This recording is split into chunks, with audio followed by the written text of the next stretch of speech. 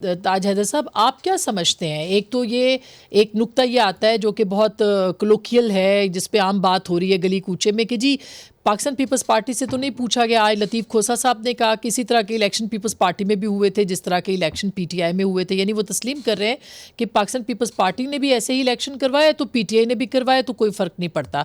तो क्या इससे जमहूरियत मजबूत होगी और या जमहूरियत को नुकसान हुआ है इस फैसले से?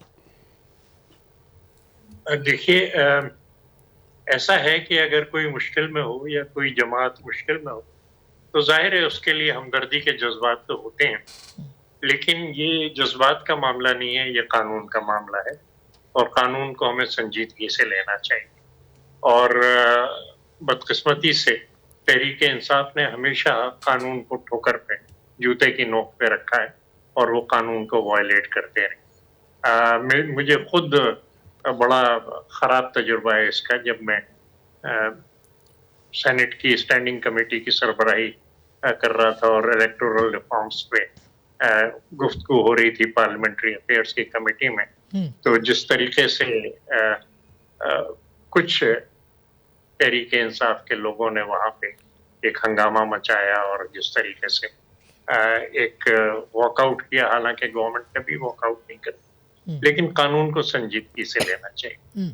अगर बार बार आपको बताया जा रहा है तवील अरसे तक कि आप इलेक्शन कराएं, आपके यहाँ बड़े बड़े वकला मौजूद हैं जो कि बता सकते हैं कि किस तरीके से करना है इसको, तो फिर आप संजीदगी से कीजिए कि ताकि कोई उंगली उस पर ना उठा सके।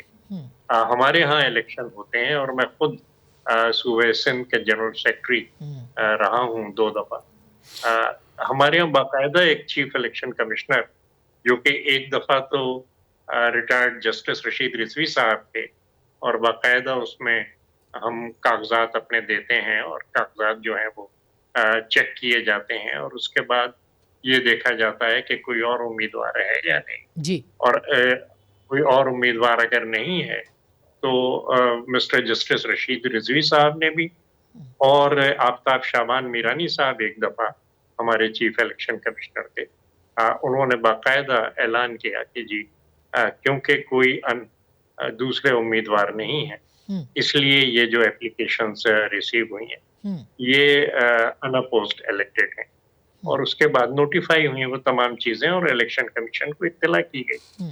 लेकिन ये कि बार बार यकीन दहानी कराई जाए और आप कहें कि नहीं हमें जरूरत नहीं है और इस किस्म की बातें करें, मेरे ख्याल से किसी भी सियासी पार्टी को ये जेब नहीं देता। जिम्मेदार लोग जो हैं उनको कानून की पाबंदी करनी है। यानी मैं कानून साज इदारे का रुकन हूँ, लेकिन कानून तोड़ने की मुझे इजाजत नहीं जी। मेरी गाड़ी अगर जेबरा से पहले नहीं रुकेगी, जेबरा क्रॉसिंग से पहले, तो फिर पुलिस वाले को हक है कि मेरा चालान ये नहीं चलेगा कि जी मैं कानून साज इदारे का हूँ या मैं कोई बड़ा तुर्रा।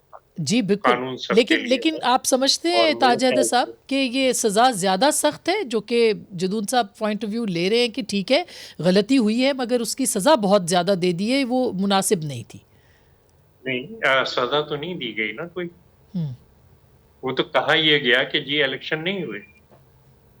जी, बात ये बल्ले का निशान वापस ले लिया ना सर, बल्ले का निशान तो नहीं, हाँ। वो तो इस वजह से हुआ कि वो ऑटोमेटिक कि अगर इलेक्शन नहीं कराए गए तो पार्टी को इंतखाबी निशान नहीं मिलता। जी, सुप्रीम कोर्ट ने जो जजमेंट दिया है वो ये दिया है कि आपने इंतखाबात नहीं कराए या आपने जो कुछ किया है वो इंतखाबात नहीं थे, वो ऐसे ही एक आपने कहीं शामियाना लगा के ये कर लिया था। और दूसरी बात ये थी कि पार्टी के अंदर से इख्तलाफात हो रहे थे और जो आपके आइन के अंदर किसी को बरतरफ करने का तरीक़ाकार है वो फॉलो नहीं किया गया। जैसे हमारे यहाँ ये होता है कि, और मैं खुद एक दफा इलेक्शन कमीशन के सामने 12 पेशियां हुई, हमारा एक जो यूनियन काउंसिल का चेयरमैन था वो खिलाफ हो गया था और जाके दूसरों से मिल गया था।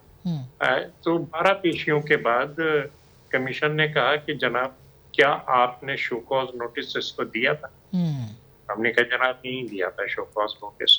इस पे हमारी प्ली जो थी स्ट्राइक डाउन हो गई और आइंदा के लिए हमें सबक हो गया। तो ये जो चीज है कि अगर आप नजरअंदाज करेंगे कानून शिकनी को, बार बार एक याद दहानी के बाद आप नजरअंदाज करेंगे, जी हाँ, तो फिर तो हर तरह से कानून वैलिड पॉइंट है सर।